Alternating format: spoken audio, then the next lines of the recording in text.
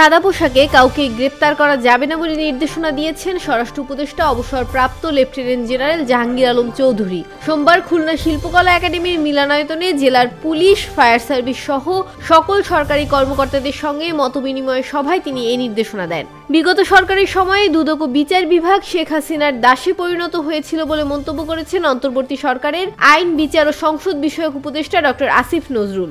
সোমবার রাজধানীর আইডিবির মুক্তিযুদ্ধ স্মৃতি মিলনায়তনে এক আলোচনা সভায় একথা বলেন তিনি। ঢাকা মেট্রোপলিটন পুলিশের কমিশনার শেখ মোহাম্মদ সাজ্জাদ আলী বলেছেন, ঢাকা শহরের সেবক হতে চাই। থানায় জিডির 48 থেকে 72 ঘন্টা নয়, এখন থেকে 1 থেকে 2 ঘন্টার মধ্যে সাড়া দেবেন পুলিশ অফিসার। অভিযোগকারীর কাছে হাজির হয়ে অভিযোগ শুনে ঘটনার গুরুত্ব অনুযায়ী ব্যবস্থা গ্রহণ করবে বলে জানিয়েছেন তিনি। সোমবার দুপুরে ডিএমপির মিডিয়া সেন্টারে আয়োজিত মিট দ্য প্রেস অনুষ্ঠানে একথা বলেন তিনি। নাগরিকদের ভোটার হওয়ার আহ্বান জানিয়েছে নির্বাচন কমিশন। এক্ষেত্রে 2007 সালের 1 জানুয়ারি বা তার আগে যাদের জন্ম, অর্থাৎ আগামী 1 জানুয়ারি যাদের বয়স 18 বছর হবে বা যারা ইতিমধ্যে 18 বছর বয়স পূর্ণ করেছেন কিন্তু ভোটার হননি, তাদের ভোটার হওয়ার আহ্বান জানিয়েছেন নাসির উদ্দিন কমিশন। সোমবার ইসির জনসংযোগ পরিচালক মোহাম্মদ শরীফুল আলম গণমাধ্যমকে এ তথ্য জানিয়েছেন।